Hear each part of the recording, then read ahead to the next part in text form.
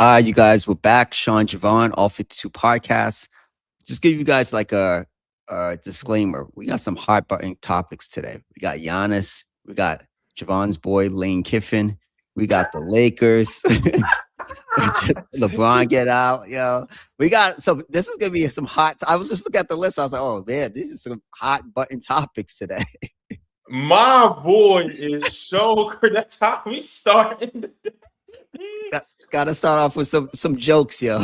Oh boy, oh boy, oh boy. Yeah, I see what type morning this about to be. All right. Yeah, the topics are crazy. The lottery, Steve Kerr coming back. We got some topics today. Yeah. This is quite the rundown. You're right. Yes, it's a great rundown, yo. Let's get right into it, yo. Because I was gonna text you this morning about. Oh, we talking about Lane Kiffin first, right?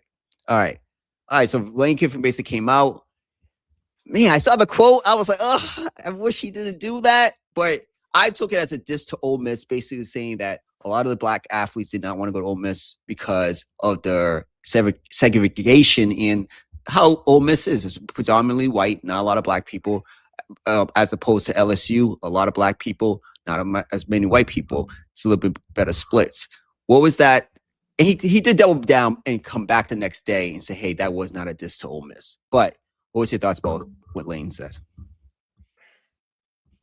So to Brandon Walker, the idiot at the Dumbass Association, also known as Barstool Sports, and all white people that feel the need to speak on this. No one shut the hell up. Lane Kiffin didn't just pull that out of his ass. Let's hold on. Before I even dive into this, in no way, shape, or form do I think that Lane Kiffin is any types of sincere. Number one. And LSU's got its own version of what he's talking about with Ole Miss. The Louisiana State Tigers are not named after an animal. They're named after a Confederate militia. So, let's Damn. Let's not go all the way there with the mascots. Everybody in the SEC has a history. Okay, I just read something today about Florida wearing a Confederate flag on their helmets to try to intimidate an integrated Penn State team back in the day. So there's a reason D.L. Hughley just resurfaced that idea of black athletes boycotting the SEC. It's not a first. I can tell you. I know some fake ass woke people that have been flirting with that idea since I was in elementary school. So let's start there. But anyways, it's not Lane Kiffin didn't pull that out his ass though. I can tell you from firsthand experience. What's the name of their mascot again? Which one? Ole Miss. They're rebels. They're the rebels. Yeah, running rebels. I think you meant the name of the mascot. No, UNLV is the running rebels. Oh, running rebels. Okay, so Ole Miss is the rebels. Just the rebels, yeah. As in the Confederacy. The Confederate flag was a part of Ole Miss's traditions for so long. The stars and bars. When they're not wearing powder blue, their colors are literally the Confederate colors. like he's not making that up. However, this is Lane Kiffin, so let's not act like he cares that much. And he'll pull anything out his ass to defend his move. But yeah, come on, white people, shut the hell up. Sit out of this one. Like, yeah, that is Ole Miss's history. Now, it's funny that we act like, the state of Louisiana in general is in a much better spot these days. We got a whole bunch of gerrymandering going on in these red states, and Louisiana is no different whatsoever. They got their own issues, issues going on with the governor and the legislature. Basically saying we don't give a damn about your parents and grandparents and great grandparents who fought for your right to vote, and your representation. So listen, we can go on over it about the whole SEC. Sean, I've said on this podcast before, if I were a D1 athlete, I would never consider an SEC school. So yeah, let's not act like he's making this up. You want to call him insincere, that's fine, but don't use that to run away. No. The fact that he is still speaking the truth. Yeah. No. I took it as a diss towards Ole Miss. And it probably listen, let's call a spade a spade. Why did these kids go to the SEC? They were getting paid under the table and they're getting paid now even more. You could go to Ohio State, you can go to Michigan and stuff like that. The guys get paid. But in the best of the best, usually now it's before it's spread out because of NIL, but was going to the SEC. So I'm not surprised by that. But Lane just has he's gonna have little digs towards Ole Miss, right? He was speaking something about the diversity issues, and I've never been to Mississippi, so I want to make that very clear. I've been in a lot of places, never been to Mississippi, and from what I heard, it's still a level of segregation, a level of I feel that in Dallas, Texas, sometimes when I go to Dallas, that's not Ole Miss, that's not Mississippi, right? Boy, Dallas is you got black Dallas, you got white Dallas, and you got Latin Dallas. You damn right. Yeah, so that's Dallas, a major city, right? So I see that point. And again, if I had a son who was really good and he had a chance to go to Ole Miss or had to go to LSU, everything's equal. I would want him to go to LSU. And just because I do believe in some type of having diversity. I grew up in a very diverse area, so I could be cool with white people, I could be cool with black people, Spanish people. So my best friends are Dominican. So I think that what did he have to say it? He probably could have kept that to himself, but he was kind of speaking the truth a little bit. So I'm not mad about it, but he is probably the most hated man in Mississippi. And that game, I think they're going to Ole Miss this year. Yeah, they're going to Ole Miss this year.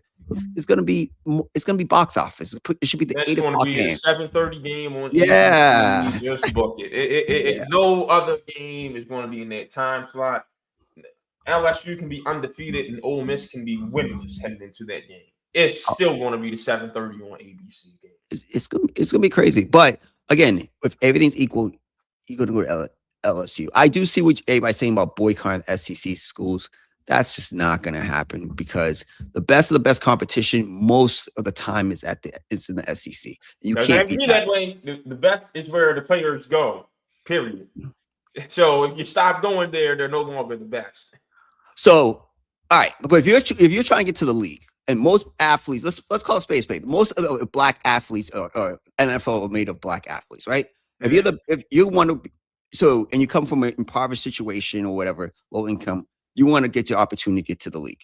What conference gives you the best chance to get to the league? If you're good enough, they'll find you. Didn't Indiana Didn't Indiana just win the national championship and send hella players to the NFL? Yeah. Doesn't Michigan send people every year?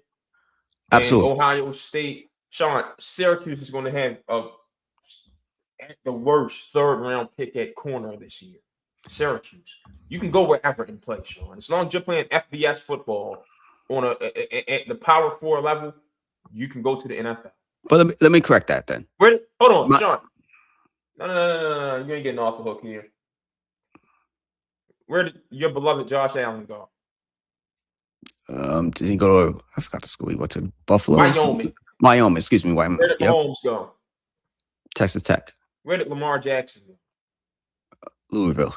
All right, so I just named who y'all consider the 3 best players in the NFL. Neither one of them went to the SEC.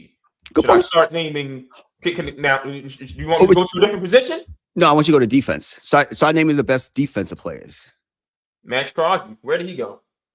He didn't go to SEC school. I don't know off the top of my head, but he didn't go to SEC. Michigan. Where did Myles Garrett go? Actually, no. Take him out because they had moved by then. They moved by then. I couldn't remember. He went to A&M. They moved to the SEC by the time he got there. All right, so scratch him. TJ Watt. Wisconsin? No, that was his brother. Okay. His brother went to Wisconsin. The Bosa's. One went Ohio State. And one went to Wisconsin. See what I'm saying here? You don't have to go to the SEC. Okay, so I was gonna say historically it was the conference. So yeah, you're right, maybe. But the thing is, no one could tell. We have to look this up. I can chat GPT this real quick. What's the last 10 years? Who has sent the most players to the NFL? Congratulations, because that's where they are going. If they stop going to the SEC, then all that goes away. You don't have any shortage of good talent in the NFL or anything. It's literally decided by where the Look at players this. go. So a Okay. boycott could work, Sean, if you just don't go to those schools and you take your talents out west or to the Midwest or to the Northeast or to the Mid Atlantic or to the Southwest. You won't hear anything about SEC anymore. Guess what? There'll be some new conference that steps up. It's nothing about the institution. There's no rule that says you want to be good to go to the SEC. Oh, good point. Yeah, you There's made no it. rule that says if you go to the SEC, then you will be good. No, No, that's true. where you go is where you go. Good point. If you're the best of the best, the cream of the crop, you will rise, right? You're gonna. We see undrafted guys from the FCS make it all the time. What are we talking about? That's a good point. But majority of the guys aren't going to be Josh Allen, Lamar Jackson, Joe Burrow played in the SEC. But yeah, I agree. So that's a good point. Great point. Great point. But I do think maybe you disagree. There ain't no. When I was up north, I always was like, yo, I want to go to a game, a SEC game. Like there's no conference that has that level of competition in the South and how all these teams like genuinely hate. Maybe Michigan, Ohio State. That's it. But other than that type of every week playing the best of the best in that type of environments. Well, you're not getting that. Like every team in the SEC is some good program. And we're not going to act like every SEC game is just full of hate. No, it's just a whole bunch of drunk white kids with nothing else better to do than to go watch some football on Saturday night. But we ain't going to act like South Carolina is some great program. We're not acting like Mississippi State is some great program. And like the whole SEC is getting up to watch those two programs whenever they come to town. We're not doing that. I would say this. Since Nick Saban was in LSU, since Nick Saban went to Alabama, and then just over the last 10, 15 years, the SEC, I know the last 3 championships have come from the Big Ten, but that's what the rules have changed. The SEC, Georgia, they've been the best conference. Level playing field where the SEC ain't the only ones paying people under the table anymore. Now they're not the best conference. Oh. Okay. So Ohio State wasn't playing, guys. I'm just saying. Come on. Like, I agree. I think this has been going on for years. But over the last 10, 15 years, the SEC has been the best conference. And the last 3 years, we'll give it to the Big Ten. Absolutely. For the last 10, 15 years, the SEC. And watch what Lane does. Lane is John Calipari in college football. He's going to get the comparison in a sense. Lane's going to be able to recruit. He's going to recruit his ass off. He's going to get kids in the portal. He's going to be recruiting freshmen because Lane has that John Calipari charisma to him. I'm not saying the wins are not there. Calipari has one, but Lane doesn't have anything. But he's always going to be able to recruit. And now he has the big money behind him at LSU. It's a wrap. It's a matter of time before he's in the national championship games. I really believe that because I think he has that aura, that swag to him. He was able to recruit at Ole Miss. Come on, man. Ole Miss is not the cream of the crop of the SEC. We have like Ole Miss didn't get players before Lane Kiffin. Are we really going to do this? Are we really going to do this? All right. Are we really going to name? Please tell me you want to do this. They haven't had a legit first-round quarterback since. Forget the quarterbacks. We're talking about football players. Did AJ Brown and DK Metcalf not come out of Ole Miss? They did before Lane Kiffin ever even got there. They did. So what are we talking about? No, I'm gonna look it up. No, I don't. You can't tell me Lane. Just this year, you see the talent he's brought to LSU. Bro, why do you think it takes someone to recruit LSU? We had this conversation when he first went there. College coaches themselves will tell you these guys ain't recruiting. Sean, tell you exactly how college football works. Go ahead. You start off at these small schools where you have to recruit. So you can get to a big school where you don't have to recruit. Mm-hmm. LSU recruits itself. Bama recruits itself. Florida recruits itself. Florida State recruits itself. Sean, I can tell you firsthand about Miami, where Mario Cristobal will go the entire recruitment process of not talking to a kid himself and still end up in that kid's top 5. Mm-hmm. And then the talking starts. These schools recruit themselves. So we're not going to sit and act like LSU is getting players because of Lane Kiffin. They got players with Brian Kelly. They just didn't win. All right, well, Lane was able to win in Ole Miss. What Lane's Say gonna do? that. Say No, they'll be able to win again. But don't say, oh, they'll be able to recruit finally. They've no. been able to recruit. All right, no, but it's not a foregone conclusion. Look, what Miami's turned around the last couple of years. We said on this podcast as the podcast started, why are you not recruiting? Miami should always be in the top 5 in recruits. They're just getting back to recruiting people and they're paying people just like everybody else, right? So come on, in Miami's.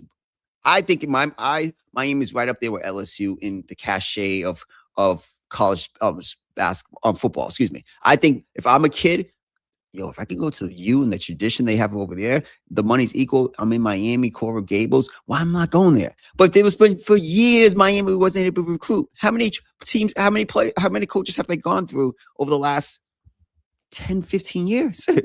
It's not a foregone conclusion because you're in Miami, you're getting recruits. They didn't have guys coming in. We were talking about all the time, like, the talent should not, they should dominate South Florida.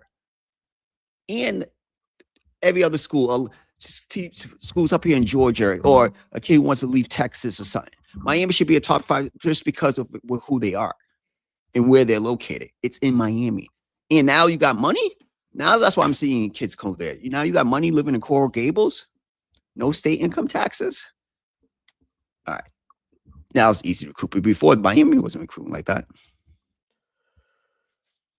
I mean, I'm not going to argue with the Miami part. I will say, it's funny how Miami football and Temple football has the tie, because Miami football really went on that down spiral when they hired Al Golden away from us, and then we tried to get Manny Diaz from them later on, and they wound up bringing him back, and that didn't work out either. So when Miami isn't worried about going after the same head coaches that Temple's going after, they're just fine. But again, at these programs, they recruit themselves, and college coaches themselves have said that, not just to me, but to every reporter and every fan base in the country. All right, I would say this. You said that in college sports. I know for sure Arkansas wasn't top 5 recruit since. Arkansas doesn't recruit itself. Okay. Florida, Miami, Alabama, Penn State, Michigan, Ohio State, USC, Oregon, Texas, Oklahoma, those schools recruit themselves. Like I said, you start off at schools where you have to recruit, so you can get to the schools that recruit themselves. Do you think it's easier that when Nick Saban was recruiting at Alabama compared to homeboy now?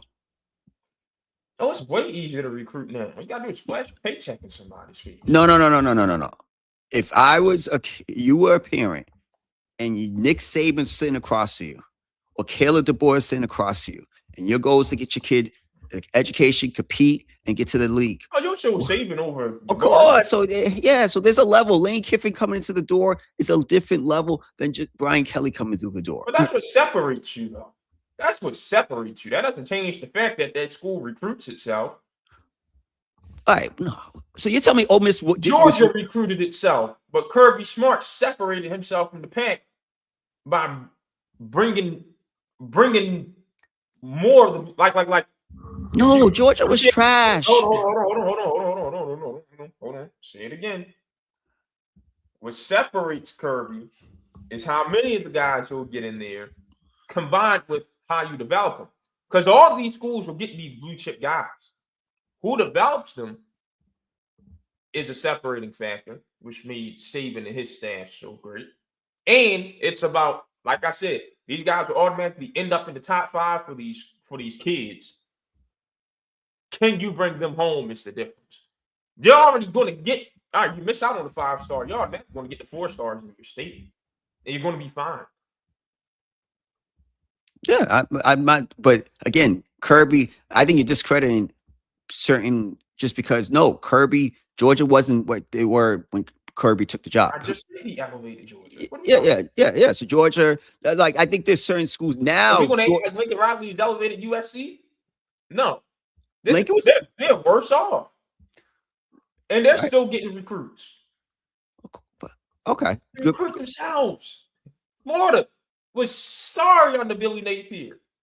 They got 4 and 5 stars every year. And it's not changing. Then why is Florida State not recruiting itself? It is. Norvell can't coach. They're getting guys every year. Sean, come on, Sean. I think you're forgetting. I do this for a living. They're getting 4 and 5 stars every year still at Florida State. They just can't coach. These schools recruit themselves. I mean, have you forgotten that coaching is the name of the job? It is coach, not recruiter. Coach. All right, then why, besides the money, why, if you were Lane Kiffin, you leave? If that's you, because you were hell bent. He left for the money. It ain't no besides the money. That's why he left. What is it? No. All right. So it's easier to recruit, but it's also easier to recruit at LSU over Ole Miss, correct? Yes. All right. It's easier to recruit, but then also he was getting good recruits to go to Ole Miss, and he gets credit for that. Yes. So all right. So Ole Miss, because Ole Miss is now on the same cachet as LSU. Now add that, and that team that went to the playoff last year, that's his team. I don't care what anyone says. No. He coached them. Did Lane Kiffin coach a single playoff game? When John Gruden won that Super Bowl with Tampa Bay, who built that team? Did Tony Dungy coach that team? Tony Dungy kept losing. That's not his championship. That's not his team. No, Tim Connolly. Who built that Nuggets team? Who built the Nuggets team? Tim Connolly built that Nuggets team. Connolly is the GM. He's not the coach. What are we talking about? No, but they get still credit. Mark Jackson, who helped develop the blueprint for the Golden State Warriors. Did Mark Jackson ever reach a conference final? No. Not his ring. Steve Kerr's ring. What are we talking about? I'm not saying participation trophies. I'm not saying they deserve rings, man, but you got to give them credit for building the culture. And then another guy just took it to the next level. Draymond didn't even start with Mark Jackson. What are we talking about? Draymond was a bench player under Mark Jackson. Steve Kerr's the one who said, we can go away from David Lee and start this guy. What are we talking about? No, that dynasty started when Mark Jackson said, that's the greatest shooting backcourt in NBA history. He instilled that confidence in those guys. And then Steve took it to the next level. We got to give him credit for that. No, because no one knew who they were like that. And then he was like, yo, this is the greatest shooting backcourt of all time. He said it before anyone else said it. Let's keep it 100. So he set that blueprint. And what did he win with that? He didn't install the offense. It was a basic pick and roll offense at the top, like every NBA offense. Steve Kerr came in and developed the triangle with the motion offense. Unlock the whole team. So that's Steve Kerr's team. Absolutely, but we still got to give credit who credit's due. But what were the Buccaneers doing with Tony Dungy as their head coach? They wasn't into Super Bowls. They would lose to Philly every year. Yeah, they wasn't. They didn't have an offense. That's John Gruden's team. Then what did John Gruden do after the team started disbanding? He didn't do nothing. After that core group left, he didn't do nothing. Sign and draft the players. Does the GM sign and draft the players? Wait, no. Whoa. When you John Gruden and you have that type of level of cachet and power, you have a say. He ain't just letting the GM pick. Did you think John Gruden wanted Chris Sims as his quarterback? I don't know. Do you think John Gruden wanted Chris Sims as his quarterback? I see John Gruden on the quarterback shows talking about he loves this quarterback, and they flame out. No. That's TV for you. They're in your face. You kiss their. I remember when Fury and Wilder were doing their first fight, and Fox and ESPN were promoting the fight together. Remember that? Yes. I remember I was still watching FS1, and Speak for Yourself was the big show. It was Whitlock, Marcellus Wiley, Chris Broussard, and I think maybe TJ Hooper, whatever. They were out for the fight, and they had Fury on, and then they had Wilder on. They had Fury on, they're all in his face. Hey, what's up, champ? Boom, boom, boom. Then when he left and Wilder came up, all right, now this is the real part of the show. This is who we rooting for. That's TV for you. That's all they do is smile in your face when they're on your set. I know John Gruden was able to get Carr was a capable quarterback. He got in John Gruden's system. Who was Mike Mayock? Damon Arnett and Cleveland Farrell. Well, Mike Mayock staying going first round picks. Come on, man. We ain't no. Whoa. John Gruden got $100 million, and he got final say over Mike Mayock. Let's not do that. He got $100 million. he had final say over him. Masai Ujiri just became president of operations in Dallas. He just hired Mike Smith as his GM. Mike Ujiri has high final say. Let's call it spade a spade. The GM is just the GM at that point. Mayock did not have final say over William Farrell. That's John Gruden. That's Johnny Gruden. Alex Leatherwood. John Gruden. That's who Mike Mayock spent his first round picks on. No, John Gruden did that too. Sean, I'm never going to blame a head coach for first round pick. How no, hold on, Sean. Go ahead. Here's why I'm not blaming head coaches for draft picks unless it's like I can barely blame a Shanahan, and I'm gonna tell you why. That's on the dumbass owner for giving the head coach that problem, and here's why. When do you have time to scout college football if you're an NFL head coach? You don't. You don't. That's the GM's job. The But, GM ain't got to do no game plan or nothing like that. Your job is to sit down, watch college on Saturday, and watch the rest of the NFL on Sunday. A head coach cannot draft because they don't have the time to scout. So if a head coach misses on a pick, I'm not blaming them. They shouldn't have that power. The GM, however, is supposed to be able to say, no, not that guy. I've watched him from August all the way up through March.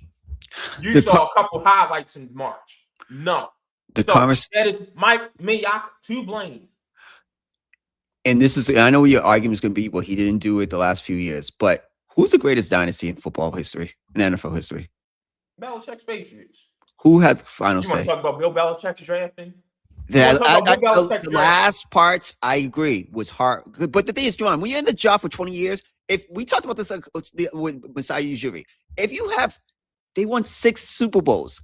So was it all just about you had to keep replenishing these guys? In the late rounds, hold on. And that's the thing we forget what Mayock. He actually got some good late round guys. Matt Crosby was one of his. Like, he can get the late round guys. But the first round picks, no. And those are the ones that matter the most.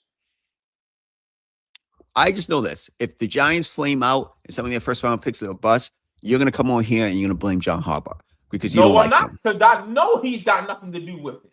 He has that's the Joe Shane thing. You don't think he has with all the money they gave him? You saying he doesn't have power over Joe Shane? I know he ain't do no scouting until March is what I'm saying.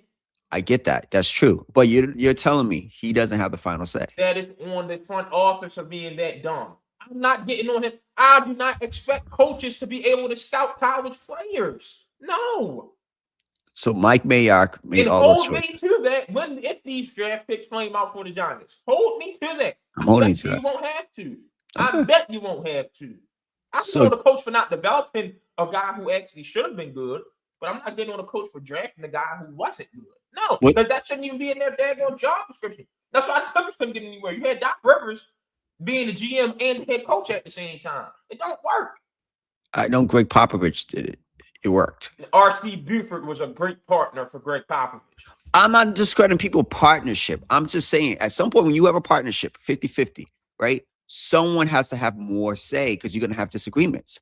And when that more say comes, the head coach is the one. If you're Popovich, you're Harbaugh, you Belichick. Belichick had some really good executives who went on to do other jobs. But Belichick still remained, and the Patriots won 20 years and won 6 of those things. I think Pop found and scouted those guys. I've got a bridge in Brooklyn to sell to you. I really do. All right, so just say we're doing 50-50, and I have final say. You still need to convince me that we're going to take that guy.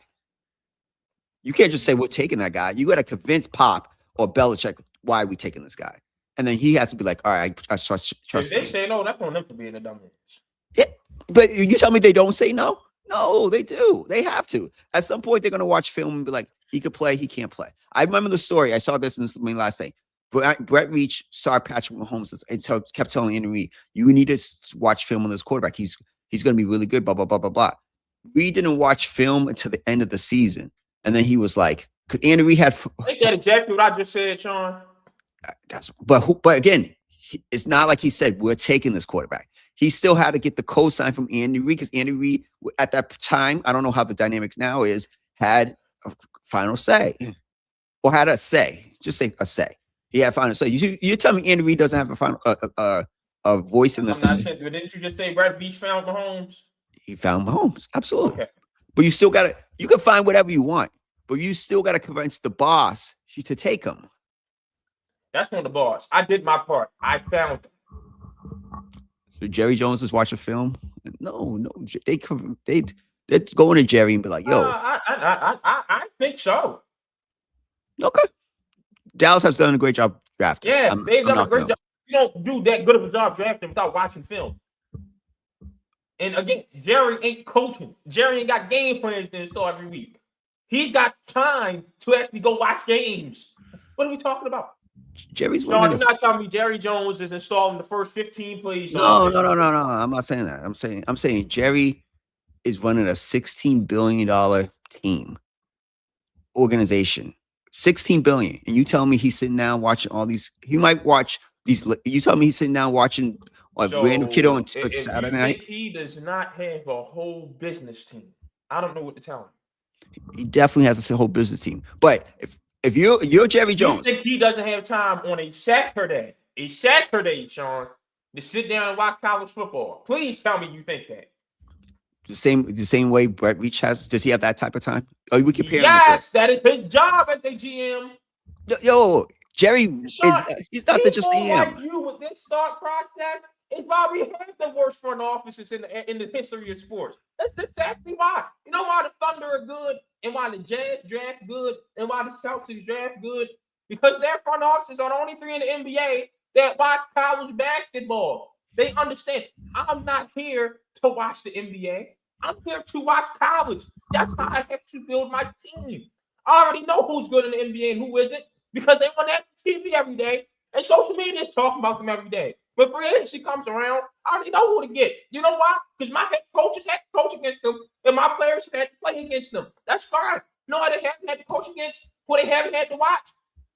The college players. That's my job in the front office. And that's why OKC, Utah, and Boston's draft departments and their draft classes are so far ahead of everybody else's. Because they understand the job is to watch college.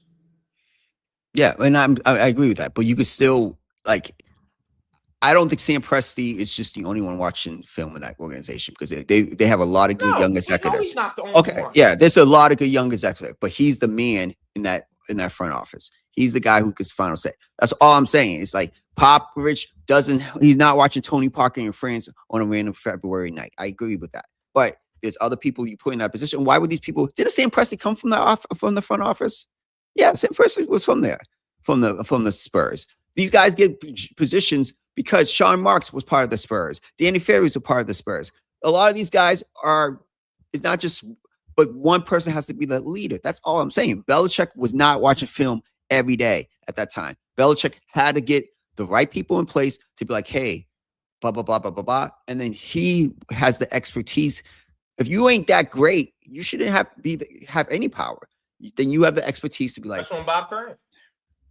And it worked. That's on Bob Curran. It worked. Mm-hmm. It was 6 years. It didn't. But listen, at the end of the day. Even that last Super Bowl wasn't a product of some good Belichick drafts. It was part of great coaching. And that's what he's going to the Hall of Fame for. But I would say this, if they get it right. But I would say this. At the end of the day, I would take that success of 6 Super Bowls in 20 years. That's it. Yeah. Okay. So he did something well because he had a say in the talent that came through the door. That's all I'm saying.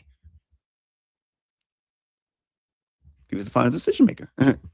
Belichick coached those guys, and they just happened to get themselves some very good free agents. We're not forgetting, not all those Gronk, Hernandez, Edelman, Brady, Will Ford. They had some free agency signings too. Seymour. They had some trades, Richard Seymour, but they had some signings and some trades too, Sean. Of course, anybody did. Anybody does. Yeah, huh? That's it, but that's anybody. So I won't go too far on that. Yeah, you have Hall of Fame guys, Kelsey, Mahomes, Jones. That's the first part of the dynasty. We're talking about the second part. Because that second part of the dynasty, the rosters were not talented. Yeah, Edelman, Gronk. Yeah, they wasn't the most talented team. I would say Malcolm Butler, he turned into something. That was development. He turned into a one season guy. Yo, at the end of the day, someone you draft the greatest quarterback of all time, you get a pass in my book on a lot of things. Come on. That's all I gotta say. You draft the greatest quarterback of all time. What are we talking about? In the 7th round? Come on, what are we talking about? All right, Sean, the Lakers were swept last night. 4th time in LeBron James' career. I got this off my chest. All the, playing in the Western Conference when to change LeBron's career, people, y'all look real dumb. It's the 4th time he's been swept, right? All 4 times have been against a Western Conference team. And if OKC wins the chip this year, all 4 times will have been against the eventual champion. So y'all think he was making it out the West every year like he did in that sorry-ass East, you're just an idiot. But Sean, the Lakers swept. Needed a 3 late in that game, and Maxi Kleber was on the floor instead of the all-time leader in playoff 3-point field goal percentage, Reed Hachimura. But, J.J. Redick is such a genius. That's your boy. We'll go ahead and let you recap this whole series and last night's game.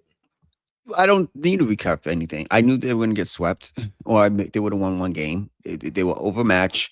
OKC. I said sweet. You saw that swept. Yeah, I said 4-1. So I don't have anything, and I do think JJ did a good job in this sense. I didn't think that team was a third C or 4th C. Go ahead. He did a good job, and you got blown out in every game but game 4. Oh, no, excuse me. Let me rephrase that. I thought for the season, he did a good job, especially that second half of the season. Because them third quarters were ass whoopings. That means bad coaching. You came out of halftime, and they ran the floor with you. That's bad coaching. But let's call a spade a spade. Let's call a spade a spade. I'm surprised the game was close last night.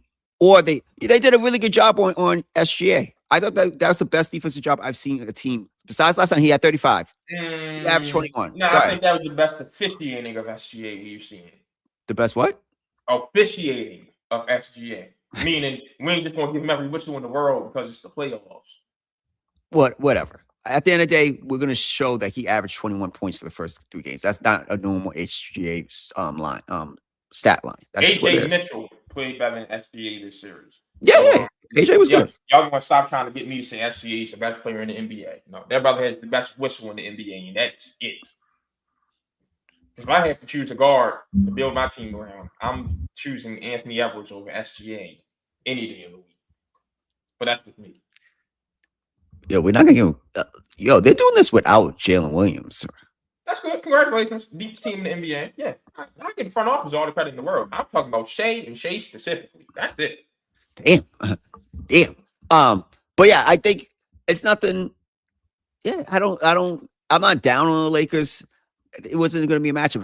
If Houston won the series before, it would have been 4-1, 4-2. Like, OKC is just the only team that could compete with OKC is the San Antonio Spurs. Even if Minnesota wins the series by chance, they're not going to beat San Antonio. They're not beating OKC, and they might win one game against OKC. No, I don't think that series is decided in fewer than 6 games. And the only reason I'd say Minnesota doesn't win this year, DiVincenzo's injury. They were healthy. They absolutely can beat OKC, and they've shown it in the regular season. I think they split that series this year. Minnesota is not afraid of OKC whatsoever, and that's literally all it takes to beat the Thunder. The Pacers weren't scared. The Nuggets weren't scared last year. The Spurs aren't scared, and the Timberwolves aren't scared. And they do not do well against teams that are not afraid of them. Well, I know last year in the West Conference Finals, they lost 4-1, 4-0. Oh, no. Listen. Yeah, last year, Minnesota. So I'll say this. The same teams. I'll say this. And Sean, you know this is a thing in sports. Sometimes you got to see them up close and personal to realize they ain't nothing to be afraid of. Okay. And I think that's what happened. Because the team that I saw play them in the regular season and the postseason last year ain't the team that I saw play them in the regular season this year. And a lot of it has to do with their leader and efforts. Like, hey, y'all, they ain't that. Come on. Follow my lead.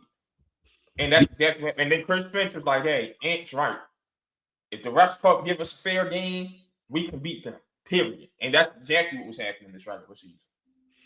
The only thing I would say, I'll give you a 6 prediction if J Dub doesn't play. But if J Dubs plays, OKC is a better team than they were last year.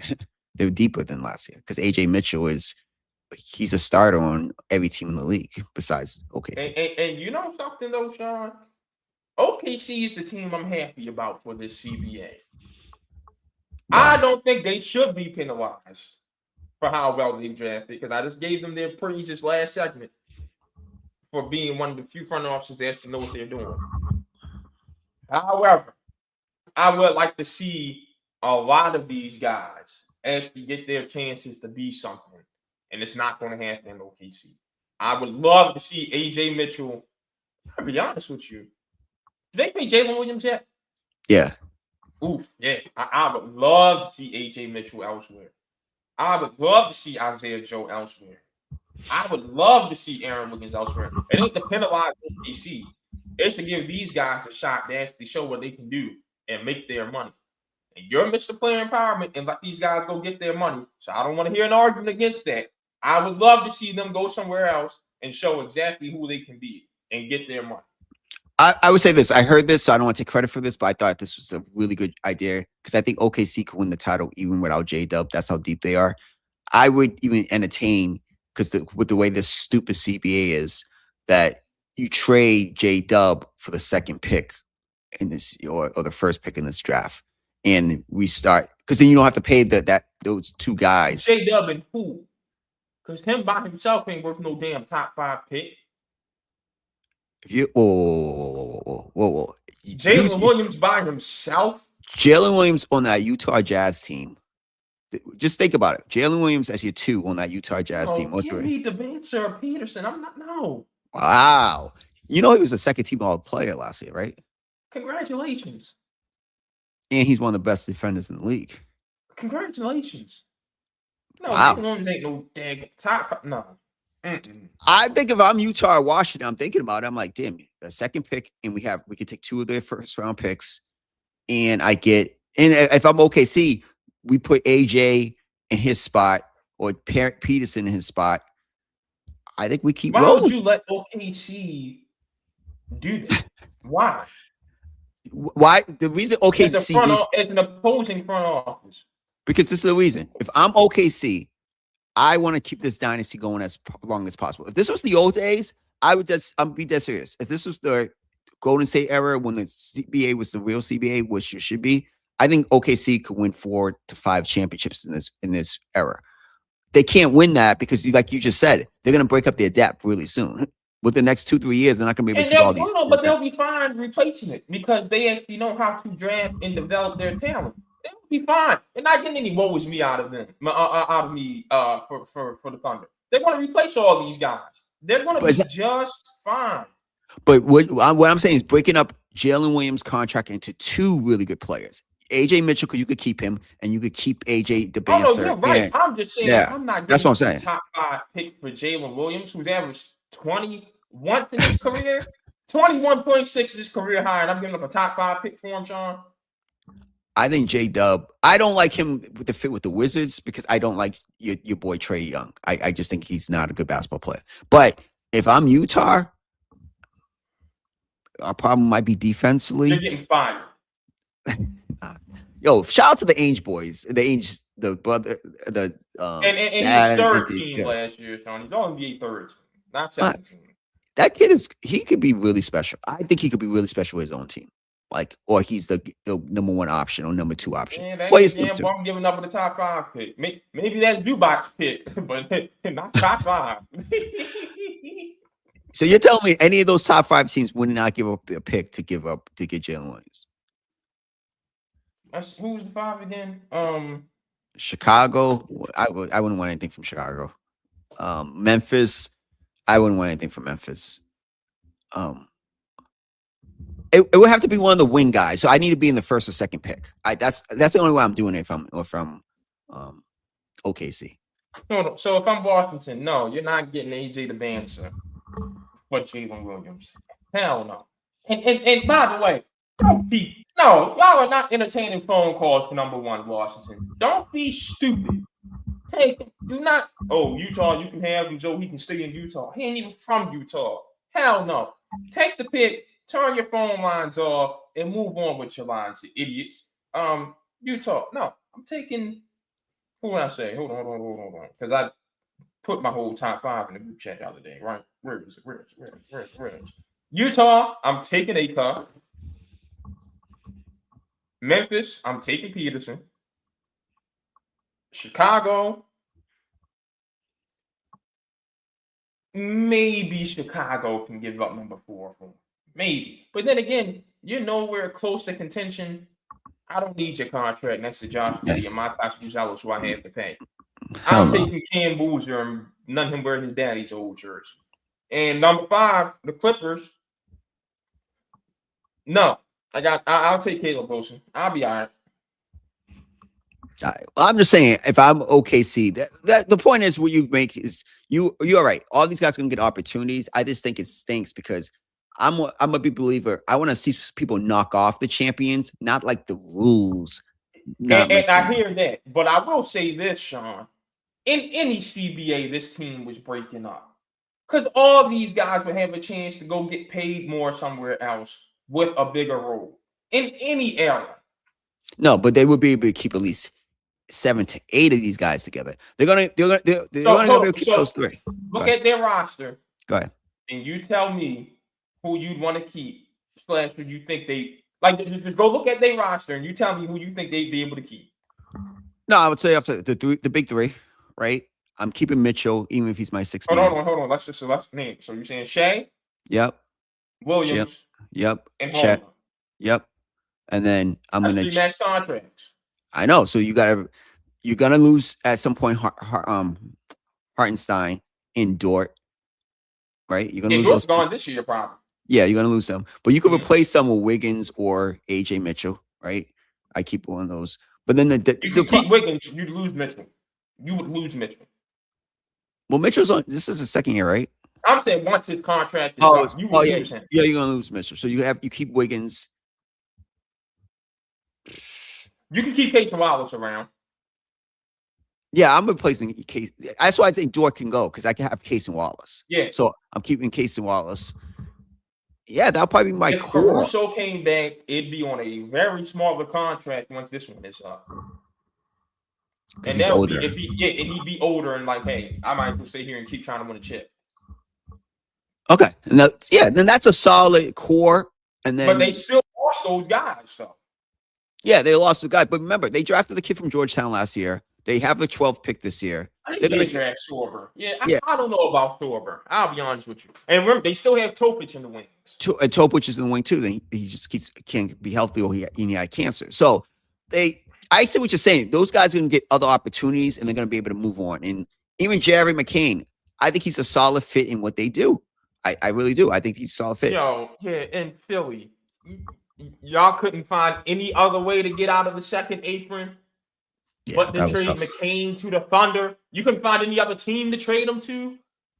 They should have moved on from Drummond and kept McCain. But I know. They needed Drummond because Embiid can't stay healthy. You got to keep Drummond. You got to Boner, someone else. But I agree with you. They should. But yeah, come on. This whole they're probably going to evaluate Morey and Nurse's job. Morey needs to go. Oh yeah. That's the biggest idiot that ever touched the NBA. Him, D'Antoni, those two, Steve Nash. I mean, basketball hell for all 3 of them. Oh my goodness. Yeah, no, that's tough. But as for the Lakers, I think they will. This is a big summer for them. I think starting to find their foundational pieces around Luka and that roster's pretty empty.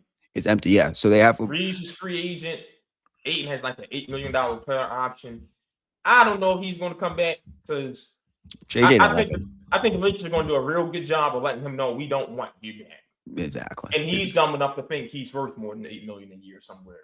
So come on, you're going to dominate and chain while you're getting your ass kicked and shit. We just saw a whole compilation of you not grabbing rebounds on one possession. The roster's empty. LeBron's gone. Reeves is gone. Ayton's gone. I don't know. And they're talking about they were in the conversation for Giannis, which we'll talk about later. If you're the Bucks, do you want to sign and trade with Austin Reeves? And if you're Austin Reeves, do you want to go to Milwaukee? That's the only way they can get Giannis. So I don't know. Yeah. Look, and this free agency class isn't super great. It's not great. The Lakers are they're stuck. And Luca, buddy, yeah, it's going to be a year or two before you get a team. I'm gonna just break it to you like that. And it's because it takes too much to build around Luca. You got to have a point guard next to him that can defend, and you need a wing that can score and defend. And then you need a stretch forward, and you need a live threat at the 5, and then you need someone else to come in off the bench and be a perimeter scorer. I don't know, man. You don't see it, yeah. It's gonna be very interesting to see what they do this summer. But I think I gotta be honest. From where they were at by All-Star breakdown, I think they overachieved with this team, but they're not close to a championship. They're not in the category of Minnesota, San Antonio, OKC. What draft picks do they own, Sean? Because you tend to have that. With the Lakers? Yeah. I know they have their first round pick this year, but yeah, they only gave up that first round pick for Luka in 2030, right? 2029. So they got. So I think they got they this year's. They own this year's pick. Next year's pick, if it's not top 4, which it won't be, it goes to Memphis. They own their pick in 28. Dallas owns their pick in 29, and they own every pick after that. Yeah, by 2030, a Lakers tank might be here. I do think, and like we'll talk about, those assets along with Reeves, and we'll go about Giannis. I think remember, Milwaukee can't tank. Milwaukee cannot tank. They don't have control of their picks to 2031. Reeves might be the best ready-made, quote-unquote, young all-star player. But if you do a signing trade, he has to agree to it. Does he want to go to Milwaukee?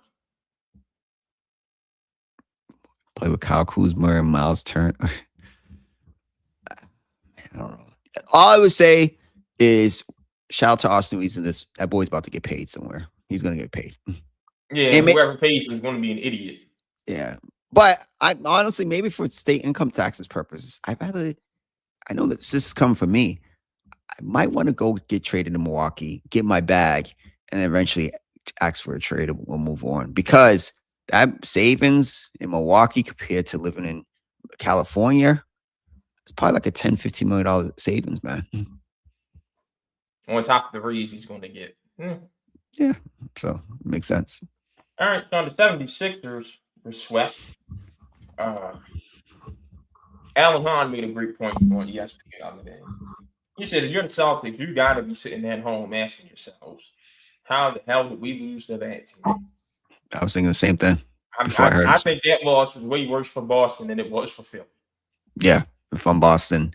They would have gave us way more competitive series against the Knicks. I'm on an apology tour. I owe the Knicks fans, I owe Knicks people an apology. I thought Philly was going to win at 7. I was talking bad about the Knicks.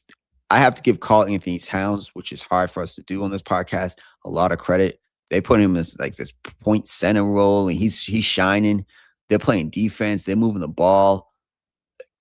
Yeah, I think them in Detroit will be in the conference finals. No disrespect to Cleveland, because I still think that series will go 7. But there's no reason why New York should not be in the NBA finals. The way they're playing, got to give Mike Brown credit.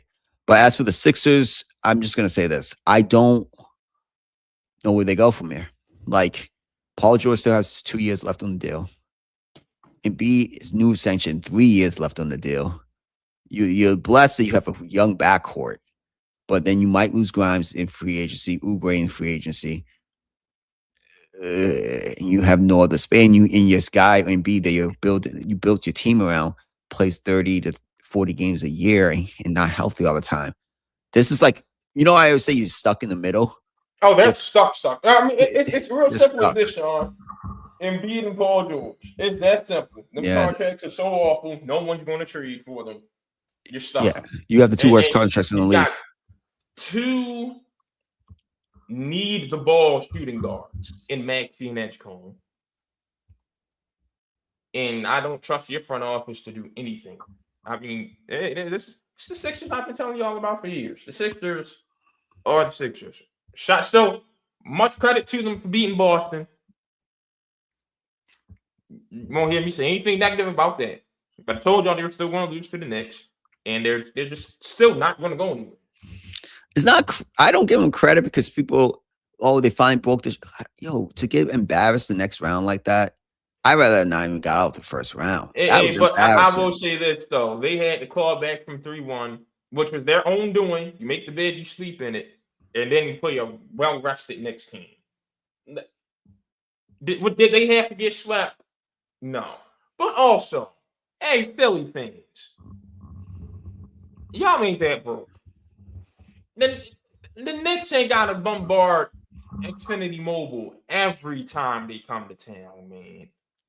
Yeah, but that it happens here in Atlanta. It's what it is. The reason is it's cheaper to see a game here in Atlanta, and what's Philly's an hour and a half from New York.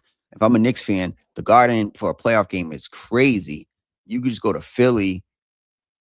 They ain't those tickets ain't the same. It ain't the same. So they travel well, and it's only an hour and a half. Like, and I don't think Philly, especially after game three, there was no more hope. They gave up their hope. So those tickets was you thought that crowd was probably 50-50 at that point, especially Easily. for game four. So I it's more I know what people are saying, we gotta support, but it's only an hour and a half drive for New York fans. Philly people don't have And as much money Philadelphia as New just York fans. and they're sick of the Sixers too.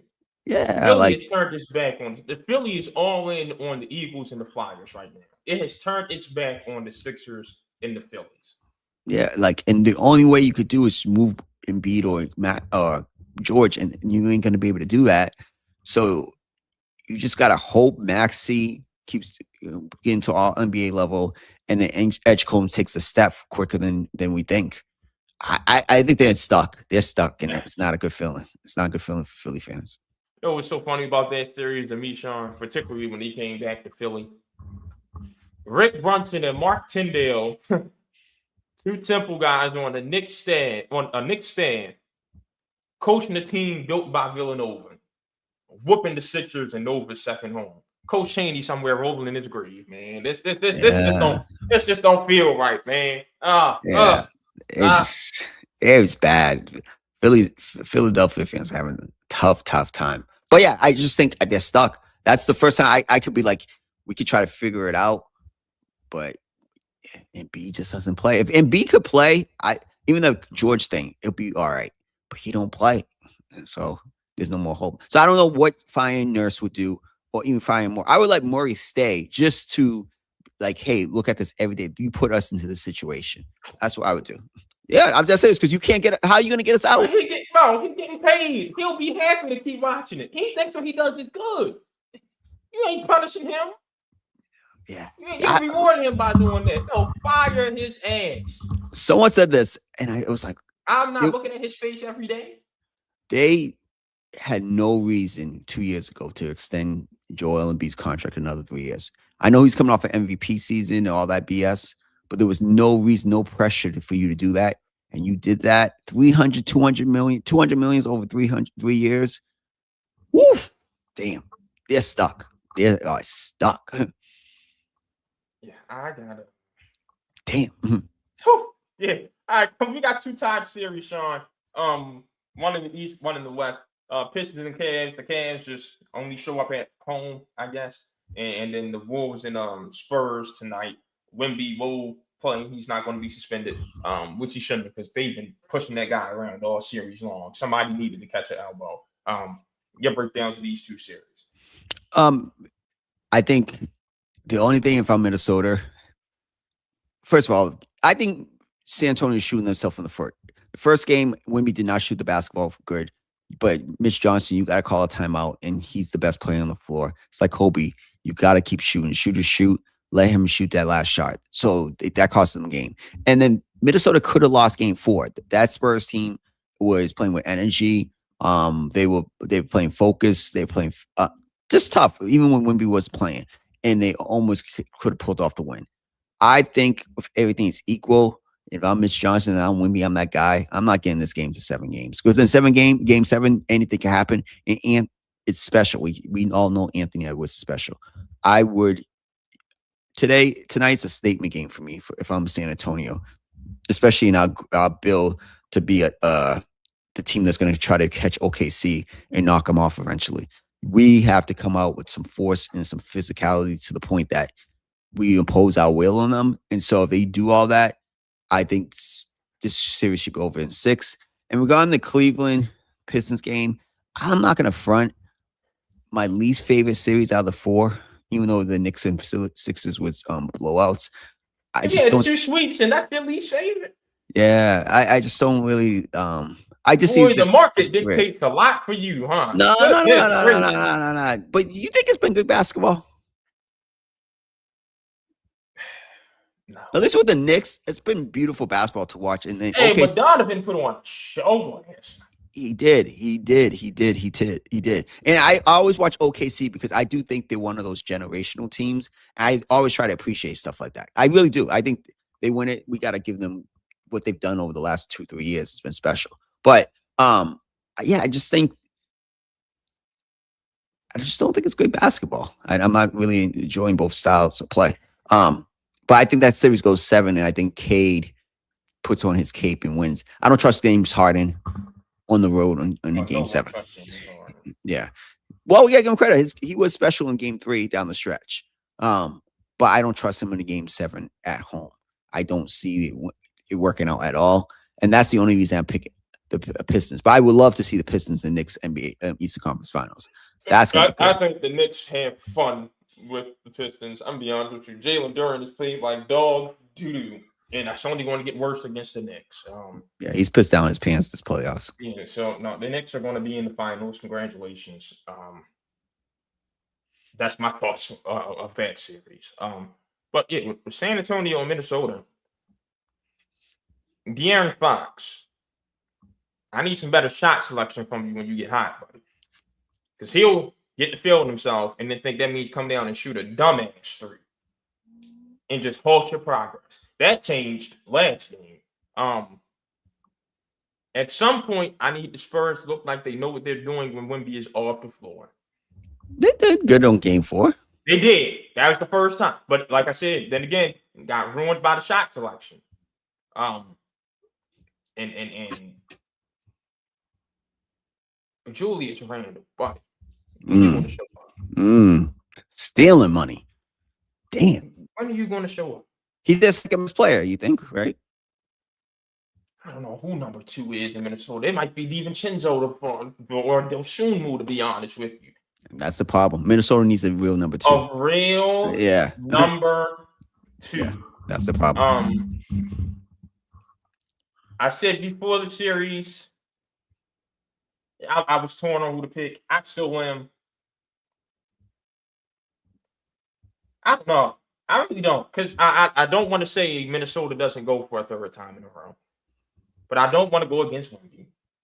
And from what I've seen, I need him to stop all this jump shooting. Because that's bailing Minnesota out also. So,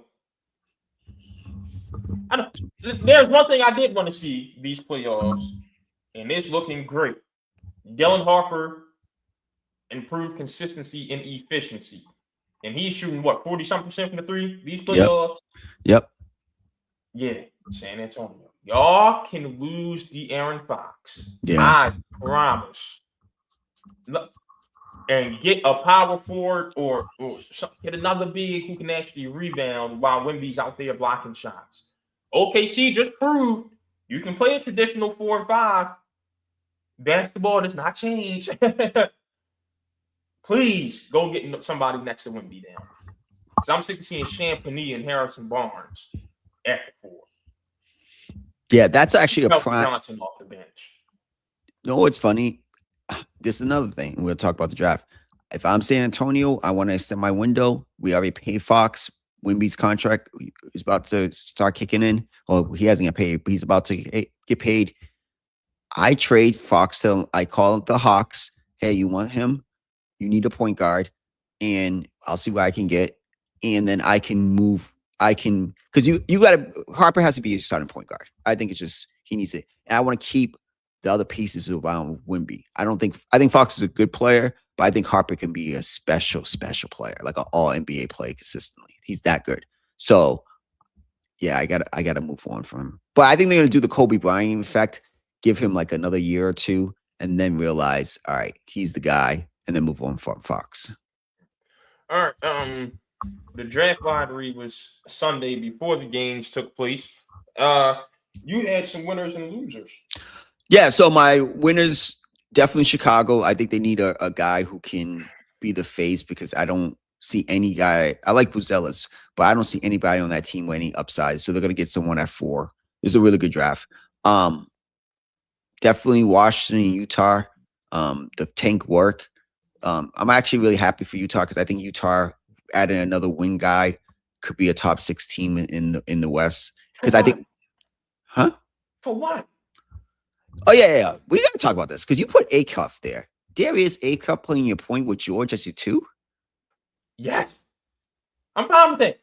That's a small team. 2 combos. Look how much size they have behind them, though.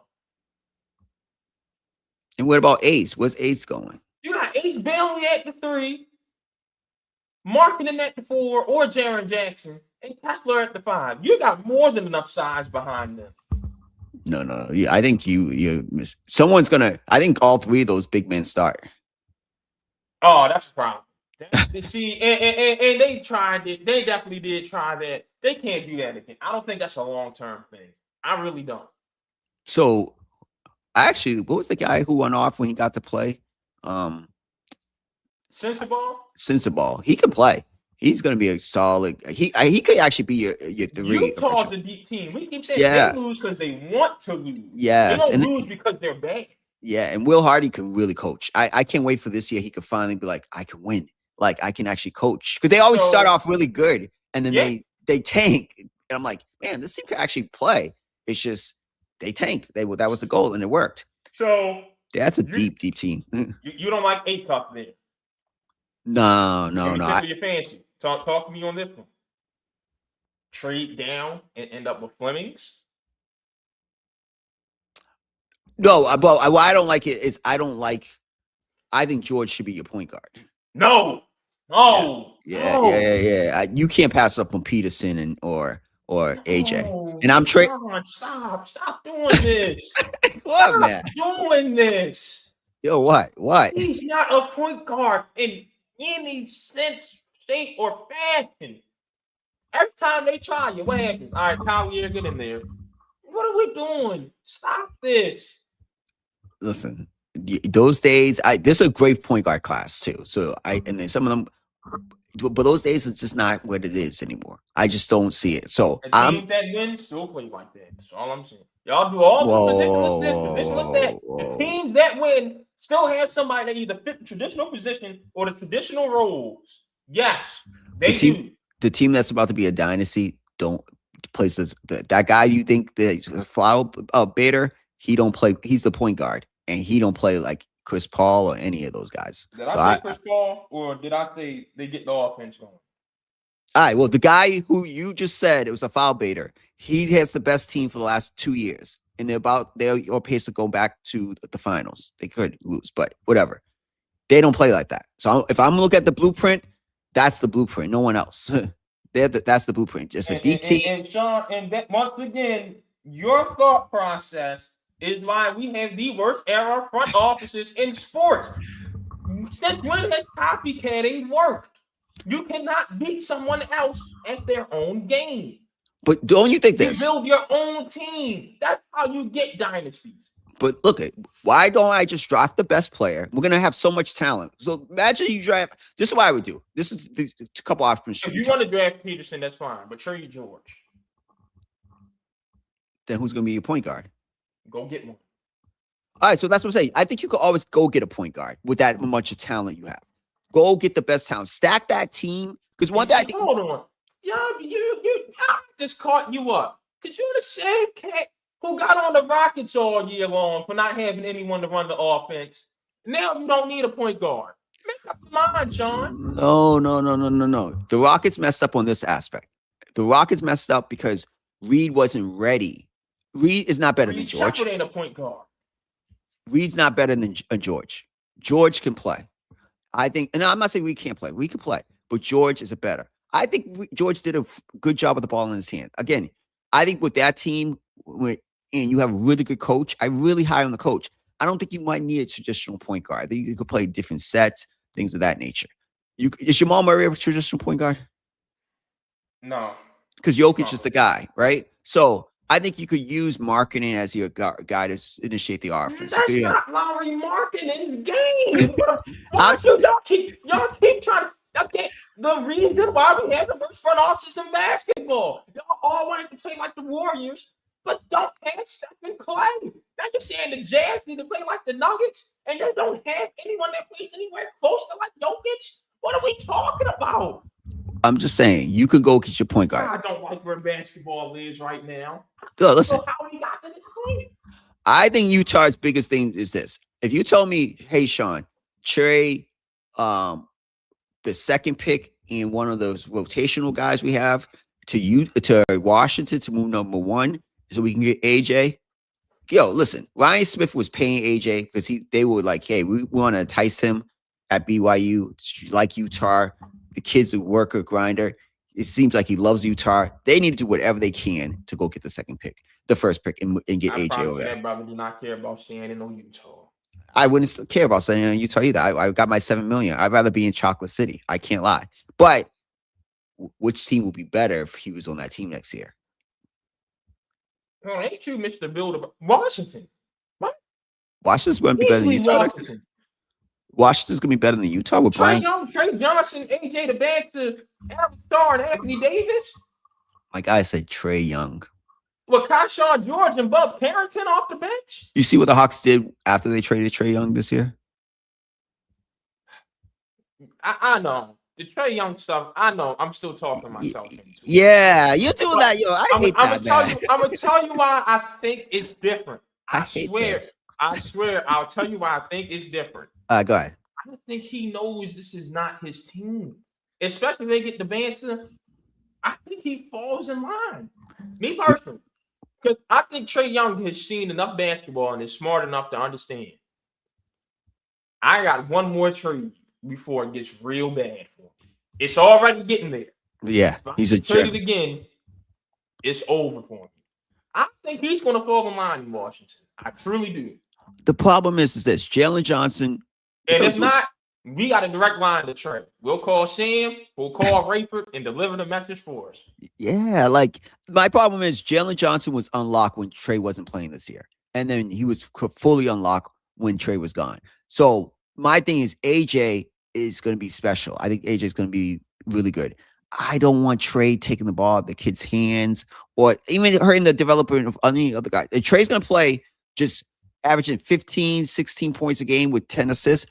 I'm super all in on it. But if you tell me Trey's going to be shooting, getting you 22 to 25 with 10 assists, I'm not sold on it. I don't think that's winning basketball. I'll say this. Here's where you were right. And the one concern that has not eased, and why I'm nowhere near as bullish on the Wizards as I was.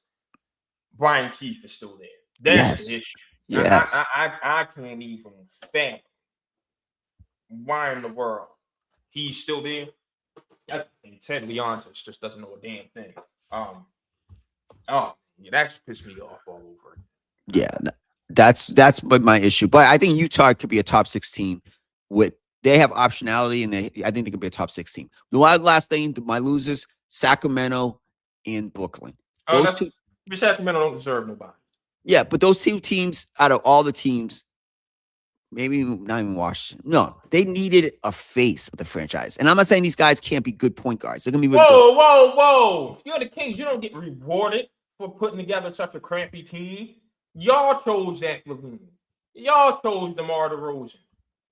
Whoa. Y'all chose to pay Sabonis. You don't get rewarded for that. No. Ain't no sympathy coming from me. The first 2 teams got rewarded for playing bad basketball for the last 2-3 years. Losing on purpose. But no. You want the Kings to get the number 1 pick to bail out their front office for them terrible ass contracts. No. I'm sick of it. No. I think the Kings got exactly what they deserve. To be honest with you, what bad contract is in Washington right now? Whoever one they give Trey Young this offseason. Talking about extended Trey Young, he hasn't played with the young guys. It's wild to me. That's malpractice. You talked about that. It hasn't happened yet. But that's what it's talking about, and that's malpractice because you don't know what he's. I don't think you pay Trey. I think you let him. we'll talk about this again at the trade deadline if you're Washington. We'll talk about an extension again at the deadline, but we got to see you play with these guys Yeah, first. You're yeah, absolutely right. yeah. So I'm not big on that, but yeah, I think And what bad contract is in Utah right now? you could make a case if I don't think Jaron Jackson's contract's a bad contract. I think so. You can't be Yeah. 6'11" and that terrible at rebounding and think I'm going to be fine with you making $40 million. No. Yeah, he's got to get back to a different level, or that's going to be really. Then I think he becomes another tradable piece, and you build around marketing. They have so much talent. Damn, and It made no sense to acquire Jaron Jackson. yeah, it didn't make sense. But the thing is, if they knew they were going to get the second pick of the draft, they never acquired Jaron Jackson. Nope. It doesn't make sense. Yeah, because now where's Ace playing? Where's Peterson? One of these guys playing? Like it just. Log jam. It's log jam. And then my last thing about Brooklyn is they had 5 first-round picks. None of those guys look like franchise players last year. And then if you get, I don't think all these point guards, all these guards are going to be stars in the league. They're going to be really good players, some borderline all-stars. But at the 7th pick they have, yeah, I think Acuff will be 6, special. 7, and 8 is Michael Brown territory and Fleming's territory, if you ask me. Yeah, I think they should. I don't think Acuff falls there. That's the guy because I think he has a little Allen Iverson to him, like that type of game that he could bring people out to that. It's such a, I don't know if you've ever been to Brooklyn, but it's such a dead arena. It's not the Nets. Oh, I've never been to a Nets game, but I've been inside the Barclays Center. It's dead. First of all, them prices. That's the first issue. I'm paying $18 for some dry ass chicken tenders and burnt ass tater tots. My question. Yeah, Empire Classic. I'm still mad about that. Y'all made us pay for our own food as reporters. It's crazy. I can't believe that. In Barclays Center ain't got no options in there. That's bogus to me. The Barclays Center just doesn't feel like it's supposed to be a big attraction. Like I was in there, it didn't really feel like an NBA arena. And then it's attached to the subway station. Ain't no parking lot or nothing, and it's a whole bunch of. It's like a shopping district because it's right on Atlantic Avenue, right? It's like a shopping district. It doesn't feel like a NBA arena to me. It felt like the Lyric Opera House in Baltimore. It doesn't feel like I've caught the train to Penn Station, which we know is right next to MSG. I look at MSG and I'm like, yeah, I feel something. Yeah, it's special. I don't feel nothing with the Barclays Center. Yeah, it's not special. So they need that juice. I don't know. They just don't. Since they moved to Brooklyn, they've been trying to figure it out. And don't have it. They've been trying to copy the Knicks with I think the lighting needs to change. The whole blackout everything and put the light on the court, that just don't work for the Nets for me. Yeah. Show the crowd. Show the crowd. Yeah. Show the crowd. Yeah, it doesn't work. But I think those are my 2 losers. But shout out to Utah and Washington. I think Utah, both of those teams will be contending for playoff spots next year. That's what I would say. And Capital One Center doesn't feel special either. No, it's dead. Yeah, it feels like Royal Farms Arena. To be honest with you, it's just in DC. Like it's Royal Farms South to me. I don't even Royal Farms. What is it? CFG Bank Arena now. Bro, we changed the naming rights in Baltimore so frequently, it's hard to keep up with. All right, we got some quick ones coming, Sean. Calls for Giannis. Again, I feel like we talk about this 6 times a year. I'm getting sick of it. Yeah, but I think the coach and Haslam has made it known. You extend and you trade. I think Milwaukee should be talking to Atlanta. That's probably the first thing that comes to my mind. Get 2 first-round picks in this draft and start over. But if I'm Atlanta, I don't know if I want Giannis. The Lakers, Miami need him the most, and Golden State. Those are the 3 teams that need him the most. The Lakers have nothing to offer. Golden State's talking about dangling the 11th pick for a star. I don't know if the 11th pick is worth a star, to be honest with you. Minnesota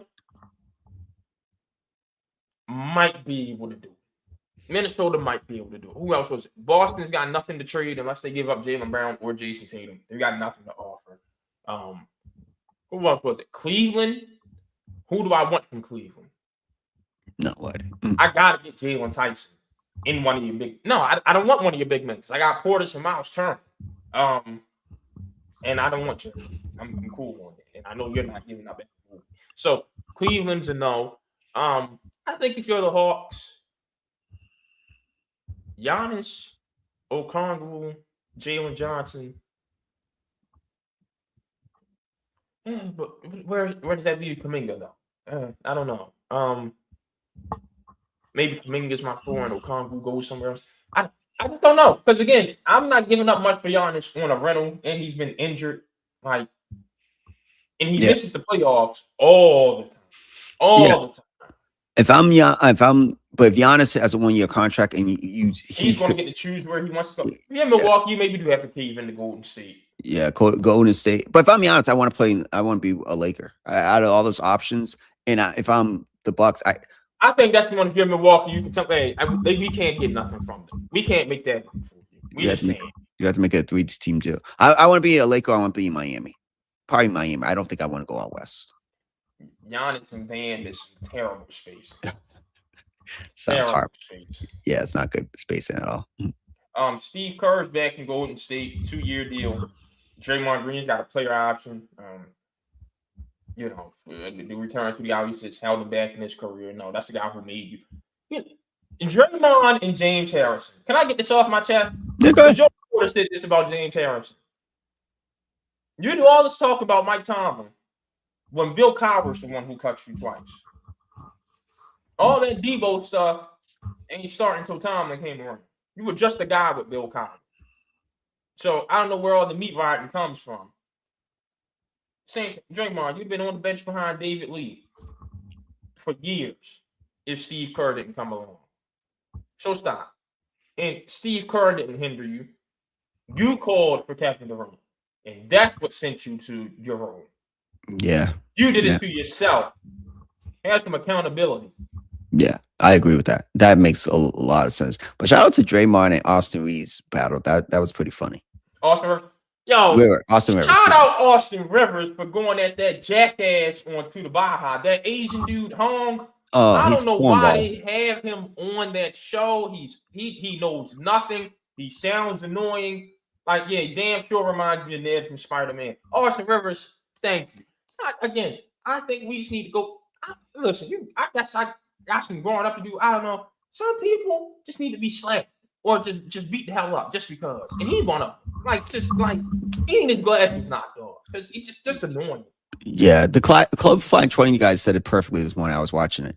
They were like, yo, you could say someone's not better than him, but to say to an NBA player you didn't deserve this type of money, that's like, come on, man. Like, whoa. Some guys on some contracts, they don't come on. And Austin Rivers named them from that summer. I will never forget Alan Crabb, 4 years, $70 million, just because the TV deal went up. Alan Crabb didn't deserve no damn $70 million. And Timothy Mozgov and Lou Aldain got contracts from the Lakers that year. No. You can Tyler Johnson deserve it. You know what? I didn't like that he named Tyler Johnson. Because that was like 3 for 56. And Tyler Johnson was hooping in Miami. I don't think he fit that list that Austin Rivers was talking about, to be honest with you. Me personally. But $50 million? That's 20. I was rocking with him. I'm sorry. 19, about what? That's about 18, 19 a year. A little steep, just a little. But for the money they had to spend compared with how he was playing, I wasn't mad at it. I'll be honest with you. But what did he do after he got that money? Let's go look. Because I rock with Tyler Johnson because he lost his daggone his tooth in one of them games. Let's see. First year, 5.9, 8.7, and that's when he got paid. 13.7, 11.7, 10.9. Hey, that's his 3-year contract right there. Hey, hell with it. And they were able to trade him on the last year of his deal. So look. Oh, so he got a 4-year deal. He had a 4-year? Yeah, 4-year, $50 million. Oh, see, yeah, that ain't bad. Yeah, I thought it was. See, look, it was cheaper than I thought it was. I ain't mad at my man Johnson. So they didn't been traded out for the last 2 years of the deal, essentially. Also, it was that 42 was in that summer, little steep, but he outplayed the contract though. I think he was a better player than what other people. Good for the Clippers. And he played good for the Nuggets too. Yeah, exactly. I don't think Austin Rivers is as bad as people think. And that Baja guy, he was just trying to do things for clicks. And let's not forget, Austin Rivers had his career sabotaged early. Austin Rivers was a 2 guard that they kept trying to force to play the 1. And once he was finally able to move off the ball, we were able to see him get boogie.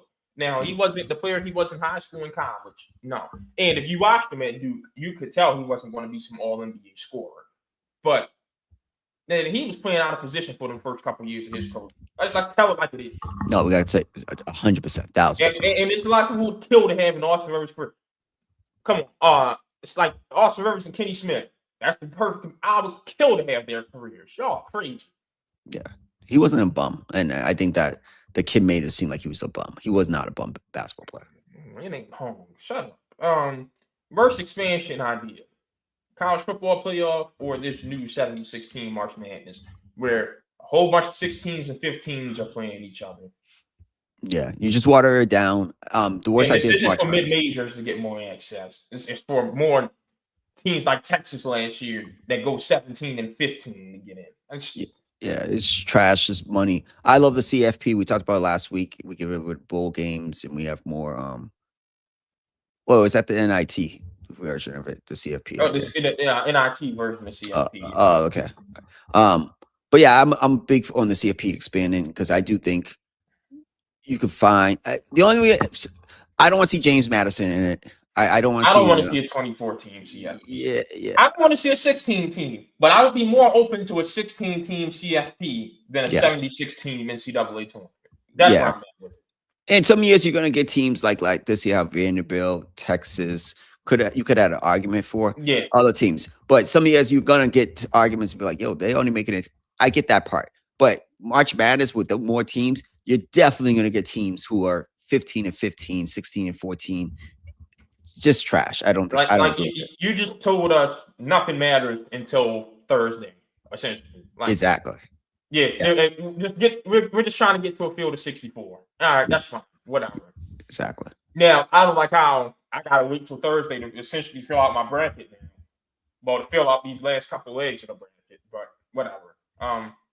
Sean, the Chargers got David Njoku on a 1-year deal. I don't know how I feel about it. Ronnie Gaston was pretty damn good last year, but two tight end sets seem to be back in the NFL. That's cool. But the Chargers need somebody who can win on the perimeter, man. McConkey needs help outside. I don't think adding another tight end is what LA needs. Yeah, I'm surprised because did they run a lot of tight end sets in Miami under McDaniel? No. So my concern is, well, I like McDaniel if you're saying, hey, come and run the offense you wanted to do. You did it with Tua and them like that, because with the speed and things like getting the ball out quick.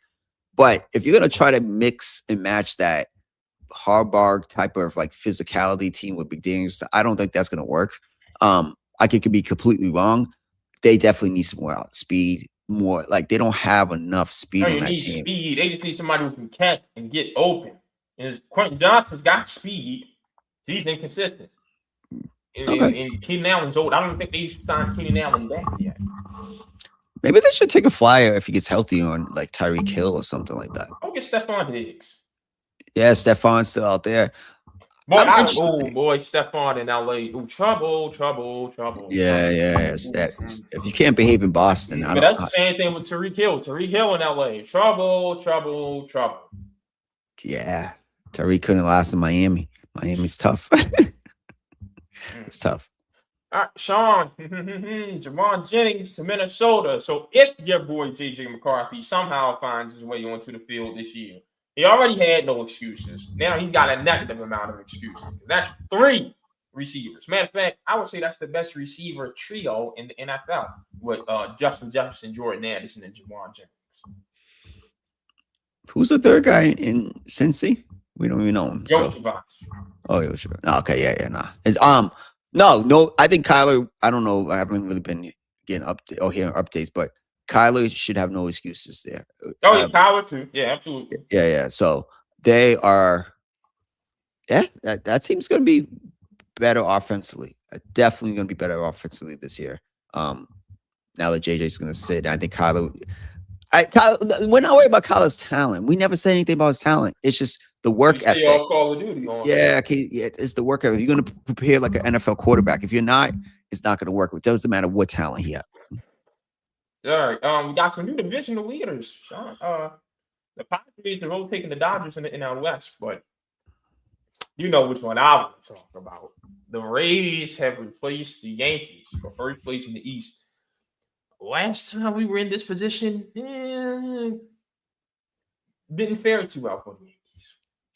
Yeah, it's the Rays are back. Like they took a couple years off, middle of the pack of the AL East, but they're doing it how the Rays typically do it: pitching, timely hitting, all that stuff. I just don't trust that team come postseason time because I do think at some point they get exposed with that lack of where they're too analytically of organization, and it cost them a World Series a couple years ago. They took out Blake Snow at the wrong time. I think they play a great brand of baseball aside from that. They're the last team that still bunts guys over. Yeah, but I just don't believe in it. But they're very heavy analytical organization. I'm just not a big fan of that. You have a mixture. The spreadsheet never wins. Yeah, so I'm not cool with that. But I'm happy with what my Yankees have done because we're doing it without number 1 and 2 starters from a year ago. Like we're still in first place. Well, we're still in a battle for first place. We're getting to. I just still. Stan, I can't wait for Stanton's contract to come off the books. He's been good in the postseason, but he don't play. We pencil. I remember a couple years ago he was mad at Cashman for saying that. Well, you got to pencil in. He's only going to play 100 games, maybe. It's just we already know that. So I think they're one bat away. But I love our pitching staff in the bullpen, moving one of the starters in to help out with the bullpen. Go get a couple of relievers. I'm happy where we're at right now. I can't lie. I will say y'all are the first team this year to send a left-handed starter out there and lose to the Orioles. Yeah, it happens. Yeah, but so I would be happy about that. But I think it's fine. With the Padres and the Dodgers, though, I watched the Braves give it to the Dodgers. Yeah. Cool, lot of strikeouts. Something about the Dodgers just doesn't feel the same right now. I don't know if it's the rotation. Something about the Dodgers just doesn't feel the same. I think it's tough, man. You're going for three-peat complacency. As the last team to do was the Yankees. I remember that three-peat that year because I'm a big Yankee fan. They struggled through the regular season and they were able to turn it on when it counted and they won their World Series. But I think it's tough. I think it's really, really tough to win 3 in a row. But I'm not counting them out. And Ohtani hasn't been Ohtani level this year. No, he hasn't. He has not been Ohtani's level. So I just think playing all this time, it's just the maturation of the process. Anything else? Nah, that was good. Scouts releases Thursday. We should have known Cowboys and Giants was going to be the first Sunday night game. We should have known. I love it. That's 2 teams that I think are going to be. One of those 2 teams will surprise us, and I think one of them could win the NFC East. I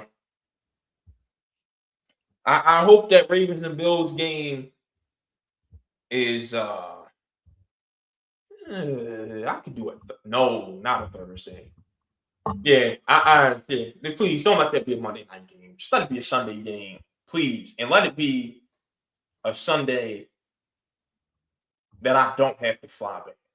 That's all I'm asking. And I guess I'd go out there again. And no, I don't know. I don't know how I feel about that one, Sean, because they pissed me off. That was a waste of $300 last year, man.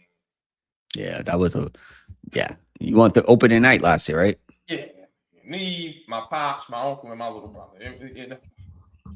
Let's say that was a quiet ass drive back. Yeah, that was a tough way to lose it. And I didn't get back till 3-4 o'clock in the morning, and had to be at the office by 9 o'clock that morning too. It was bad. It was bad. That's tough. But if it's going to be in Buffalo this year? Oh no, it's going to be in Baltimore. I think it's in Buffalo again. Oh, okay, it'll be the new stadium, so that'd be dope to go. Yeah. Because that old boy, they still had benches at the old stadium. No one place. I gotta say this, and it's be my last rant. I went to Arizona. I went to the Diamondback Stadium against I think the Blue Jays. They had the benches too, and I'm thinking this stadium was in 1999, 2000. Benches? Like I know it was 26 years ago, but benches? Benches is I crazy. I can't go. I can't do that. It was besides the pool, kind of mid. It was very mid stadium. Very disappointed. You know what sucked about that drive back to when it's that late at night and all three passengers in your car sleep, you just in there like, damn, sleep sounds real good. Yeah, Oh, that's a tough drive, especially you be hype if your team won, but the boy, way but they that lost, loss, oh, we were so deflated, bro. Oh, yeah, that's tough. yeah, get me up off of here. Now, dang, gonna ruin my mood for the day. We'll be back next week.